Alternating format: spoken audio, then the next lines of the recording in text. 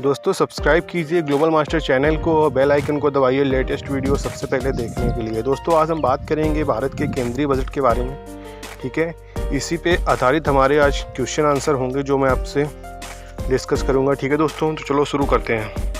दोस्तों यहाँ बात करते हैं क्वेश्चन नंबर 1 की। तो वित्त मंत्री निर्मला सीतारमण के मुताबिक सीनियर सिटीज़न के लिए स्पेशल ऐलान में कितने साल से अधिक आयु वाले लोगों को अब ITR नहीं बनना होगा। दोस्तों यहाँ आपके 4 ऑप्शन दिए गए हैं, ठीक है। तो आपको इसमें देख के बताना है कि कौन सा ऑप्शन इसमें सही होगा।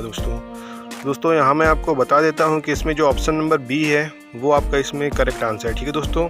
तो इसका आंसर है 75 साल से अधिक आयु वाले लोग, ठीक है दोस्तों। तो दोस्तों मैं बता देता हूँ कि आम बजट को लेकर सबसे ज़्यादा उत्सुकता इनकम टैक्स पेई के बीच में रहती है, ठीक है दोस्तों। तो हर साल की तरह वे इस साल भी इनकम टैक्स में छूट की मांग कर रहे थे। इसलिए भारत का केंद्रीय बजट 2021-22 संसद में पेश करते समय वित्त मंत्री निर्मला सीतारमण ने सीनियर सिटीज़न के लिए आयकर रिटर्न यानी ITR के बारे में यह स्पेशल ऐलान किया है कि दोस्तों अब 75 साल से अधिक उम्र वाले सीनियर सिटीज़न को टैक्स जमा करवाने में इस वर्ष से राहत दी गई है, ठीक है दोस्तों। तो अब 75 साल से अधिक उम्र वाले लोगों को अपना ITR नहीं फिल करना होगा।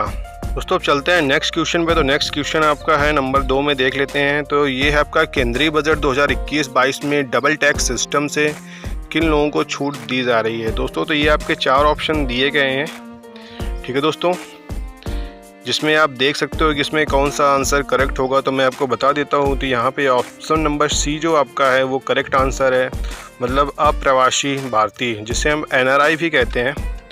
दोस्तों यहाँ बता देता हूँ कि आपको भारत सरकार का केंद्रीय बजट 2021-22 संसद के पटल पर रखते हुए वित्त मंत्री निर्मला सीतारमण ने ये ऐलान किया है कि अप्रवासी भारतीयों यानी NRIs को टैक्स भरने में काफ़ी मुश्किलें होती थीं, लेकिन इस बार उन्हें डबल टैक्स सिस्टम से छूट दी जा रही है। दरअसल अप्रवासी भारतीयों को भारत में अर्जित की गई अपनी आय पर भारत में भी कर चुकाना होता है और इसके साथ ही वे जिस कंट्री में रहते हैं उनको वहाँ भी वो कर चुकाना पड़ता है, ठीक है। तो अब ये अप्रवासी भारतीय डबल टैक्स एवॉइडेंस एग्रीमेंट, जिसे हम DTA के मुताबिक डबल टैक्स चुकाने में अब वो बच सकते हैं, ठीक है दोस्तों। अभी हम बात करते हैं क्वेश्चन नंबर 3 की। तो भारत का केंद्रीय बजट 2021-22 संसद सत्र किस तारीख से चलेगा, ठीक है दोस्तों। तो यहाँ मैं बता देता हूँ कि यहाँ भी आपको 4 ऑप्शन दिए जा रहे हैं, तो इसमें आपको करेक्ट ऑप्शन चूज़ करना है। तो दोस्तों यहाँ मैं बता देता हूँ कि यहाँ पे करेक्ट जो आंसर है वो है आपका A नंबर, ठीक है, 8 अप्रैल तक, ठीक है दोस्तों। तो भारत के केंद्रीय बजट 2021-22 के लिए इस साल संसद का बजट सत्र 29 जनवरी से शुरू हो गया है और ये सत्र 8 अप्रैल 2021 तक चलेगा।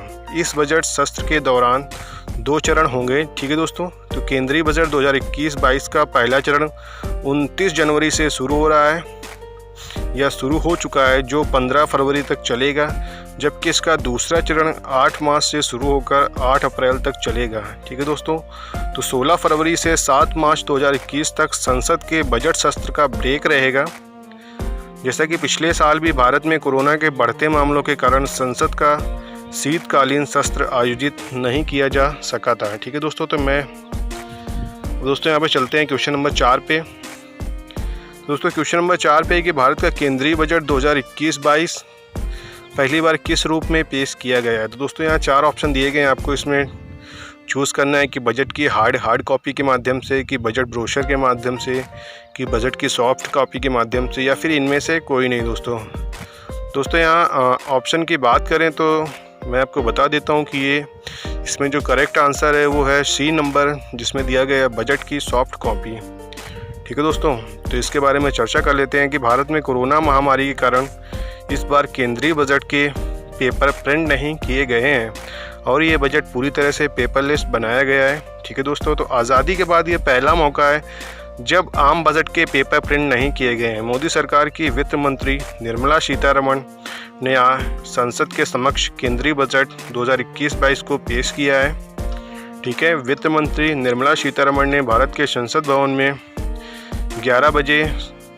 मॉर्निंग में देश के बजट पेश किया था। अभी तक सांसदों और मीडिया के लिए बजट की हार्ड कॉपी या पेपर प्रिंटिंग की जाती थी, लेकिन पहली बार ये बजट पूरी तरह से पेपरलेस है और इस बार सांसदों को बजट की सॉफ्ट कॉपी दी जाएगी। ठीक है दोस्तों, बात कर लेते हैं क्वेश्चन नंबर 5 की। तो भारत की वित्त मंत्री ने इस साल के आम बजट के लिए कौन सा ऐप लॉन्च किया है? दोस्तों देख लेते हैं। 4 ऑप्शन आपके पास दिए गए हैं यहाँ पे।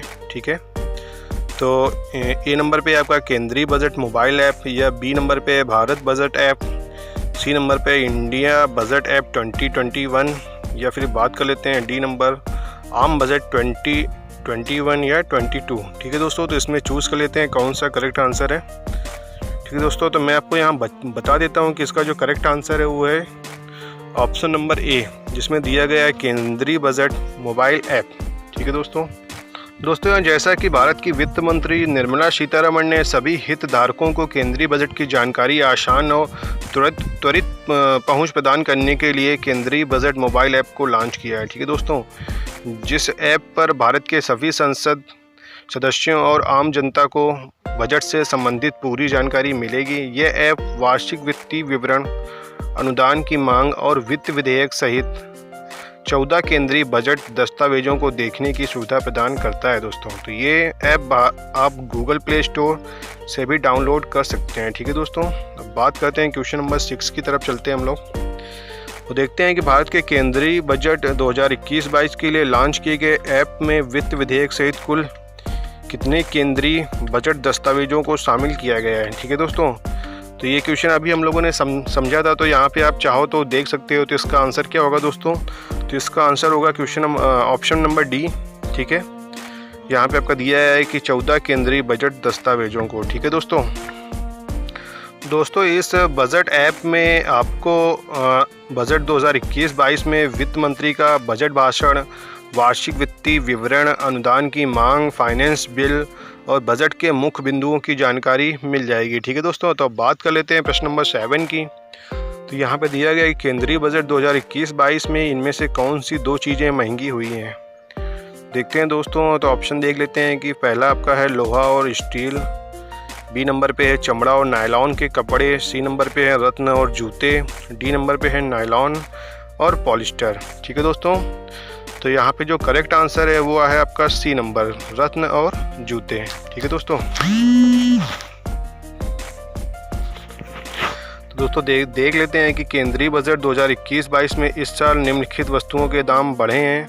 ठीक है, इसमें विदेशी चमड़ा भी आपका है, सोलर इन्वर्टर है, विदेशी मोबाइल और चार्जर हैं, मोबाइल से जुड़ी एसेसरीज की भी कीमतों में इजाफा हुआ है, मोबाइल फ़ोन्स, मोबाइल पार्ट्स पर छूट कम हुई है और रत्न और जूते भी महंगे हुए हैं। इसी तरह इस साल के बजट में आयातित ऑटो पार्ट्स, विदेशी खाद्य तेल, गाड़ियों के पार्ट्स और इलेक्ट्रॉनिक्स उपकरण, इंपोर्टेड कपड़े भी महंगे हुए हैं। ठीक है दोस्तों,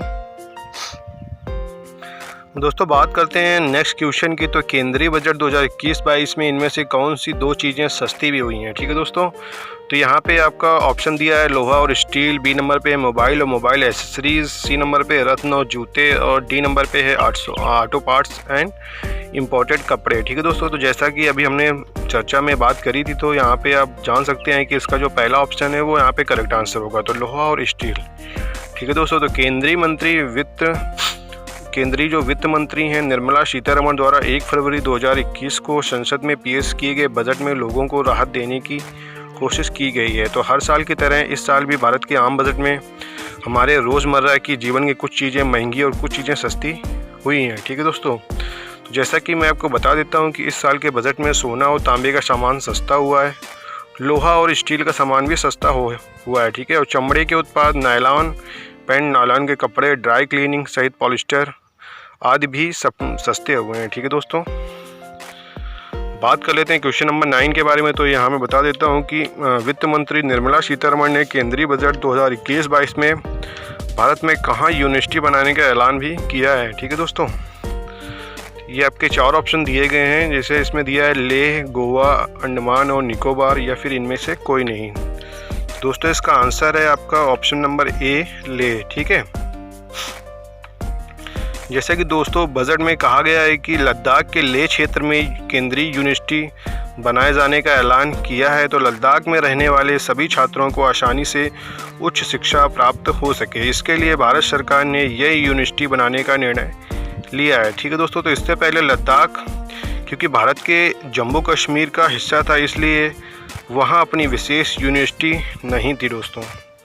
ठीक है, तो अब नेक्स्ट चलते हैं अगले क्वेश्चन पे। तो अगला क्वेश्चन है हमारा कि वित्त मंत्री निर्मला सीतारमण ने केंद्रीय बजट 2021-22 में आत्मनिर्भर स्वस्थ भारत योजना के लिए कितनी धनराशि प्रदान करी है।